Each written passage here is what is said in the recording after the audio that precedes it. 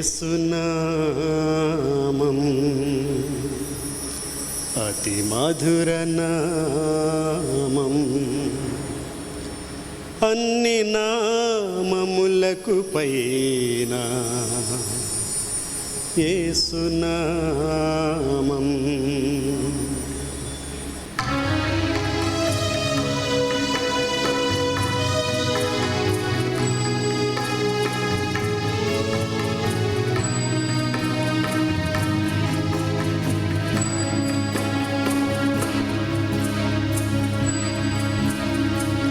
యేసునామం అతి మధుర నామం, యేసునామం అతి మధుర నామం, అన్ని నామములకు పైన యేసునామం, అన్ని నామములకు పైన యేసునామం, యేసునామం అతి మధుర నామం, యేసునామం అతి మధుర నామం.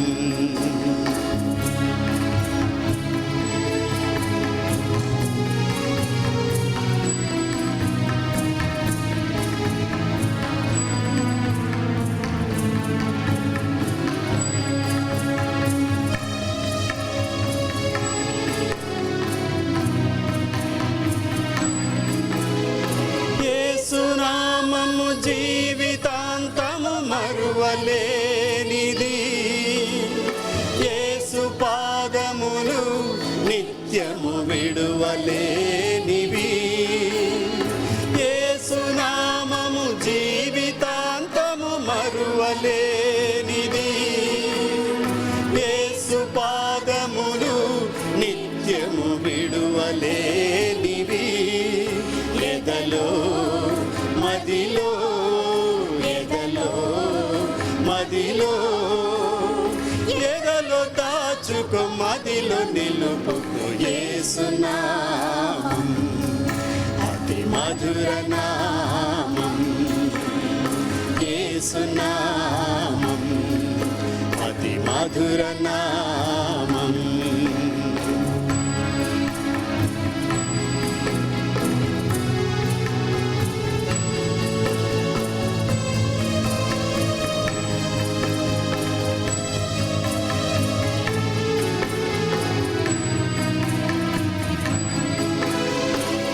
ఒక్కసారి ప్రభుని మదిలో చేర్చుకో, యేసు ప్రభుని బాటలో నడుచుకో, ఒక్కసారి ప్రభుని మదిలో చేర్చుకో, యేసు ప్రభుని బాటలో నీవు నడుచుకో.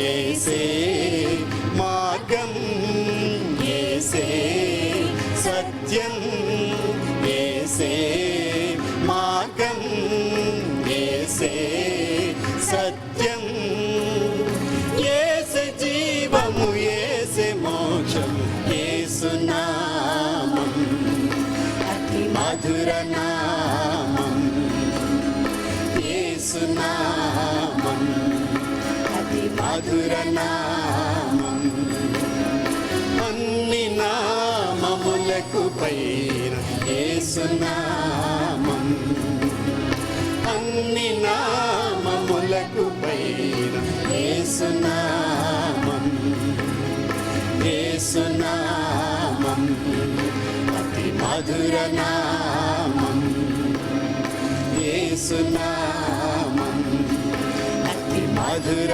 నామం.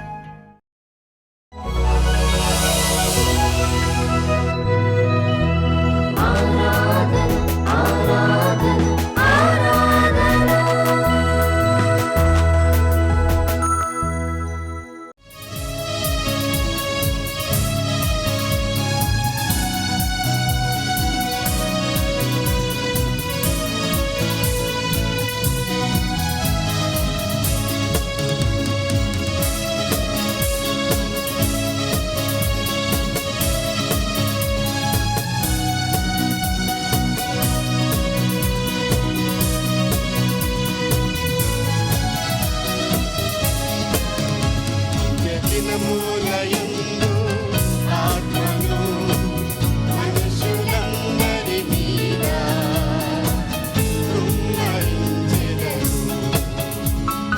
దినములయందు ఆత్మను మనుషులందరి మీద కృమ్మరించెదరు.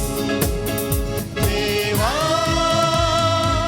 సంఘమునకు దర్శనము కలుగజేయుము. దేవా సంఘమునకు దర్శనము కలుగజేయుము. దినములయందు ఆత్మను మనుషులందరి మీద కృమ్మరించెదరు. దినములయందు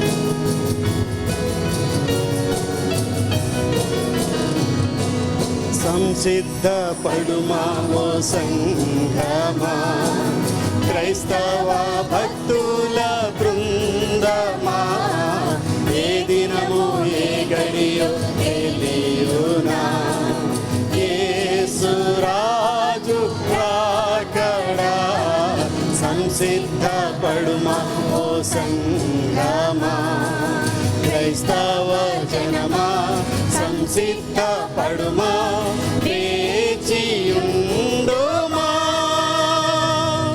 క్రైస్తవ జనమా సంసిద్ధపడుమా, వేచియుండుమా,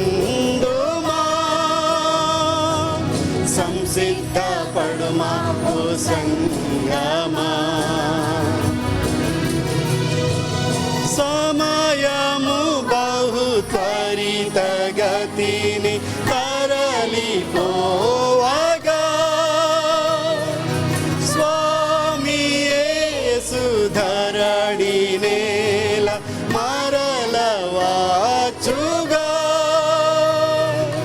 సమయము బహు త్వరితగతిని తరలిపోవగా, స్వామి యేసు ధరణి నేల మరలవచ్చుగా,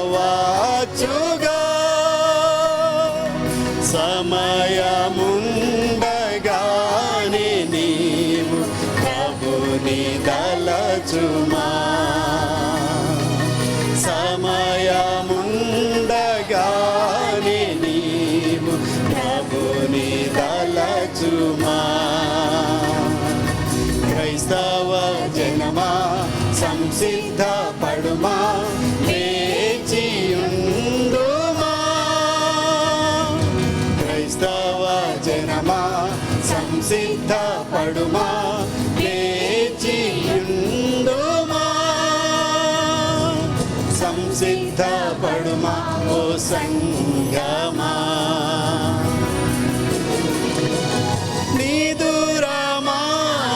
వేడుమా నిలచి చూడుమా,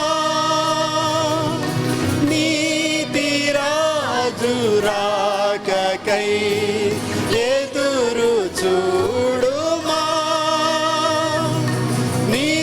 నిదురమాని వేడుమా నిలచి చూడుమా,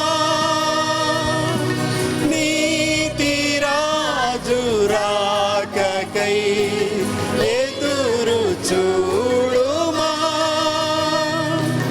నీదు హృదయ నిలయమే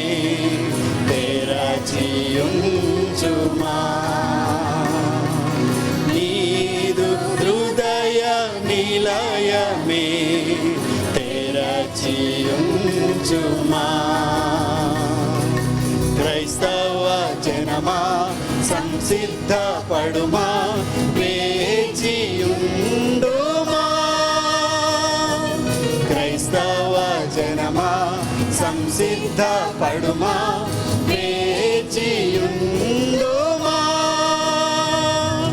సంసిద్ధపడుమా ఓ సంఘమా. నిరతమేసు పనిలో నీవు నిలచియుండుమా, సకల జనులనేసు కడకు చేరబిలుమా, నిరతమేసు పనిలో నీవు నిలచియుండుమా, సకల జనులనేసు కడకు చేరబిలుమా, రక్షణ వార్త జాట వేగ దీక్షభూనుమా, రక్షణ వార్త జాట వేగ దీక్షభూనుమా, క్రైస్తవ జనమా సంసిద్ధపడుమా, వేచియుండుమా, క్రైస్తవ సంసిద్ధపడుమా వేచియుండుమా సంసిద్ధపడుమా ఓ సంగమా క్రైస్తవ భక్తుల బృందమా ఏ దినము ఏ గడియో తెలియునా యేసురాజు రాకడా సంసిద్ధపడుమా ఓ సంగమా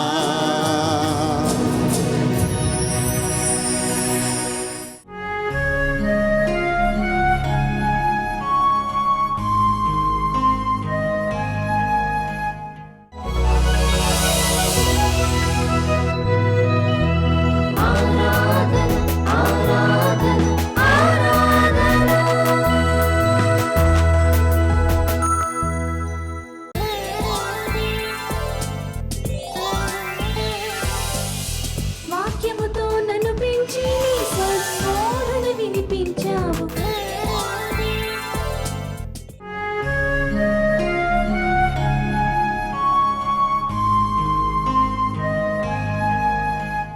ప్రియమైనటువంటి దూరదర్శన్ యాదగిరి ప్రేక్షకులందరికీ ఈ ఉదయకాలం ముందు యేసుక్రీస్తు ప్రభు నామములో మీ అందరికీ శుభములు కలుగునుగాక. ఈ ఉదయకాలం ముందు మనలో అనేకులకు ఒక ప్రశ్న ఉన్నది.